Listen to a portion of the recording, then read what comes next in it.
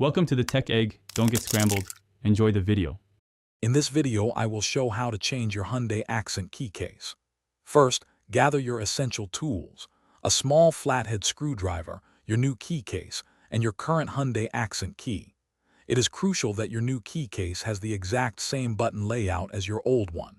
Always work on a clean, well-lit surface to prevent any tiny parts from getting lost during the process. This preparation ensures a smooth and successful key case replacement. Now, let's carefully open your old key case. Look for a small notch or a visible seam along the side of the key fob. Insert your small flathead screwdriver into this opening.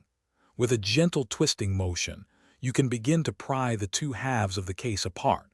Be very careful not to apply too much force, as the plastic can be brittle.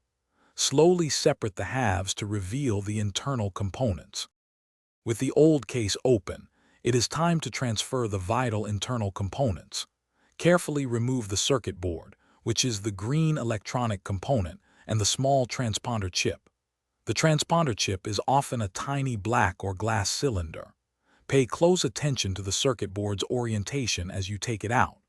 Then, place both the circuit board and the transponder chip into their corresponding slots within the new key case, ensuring they fit snugly. Finally, let's assemble your new key case. Carefully align the two halves of the new case, making sure that the circuit board, transponder chip, and any buttons are perfectly seated. Gently press the two halves together until you hear a distinct click, which confirms they are securely fastened.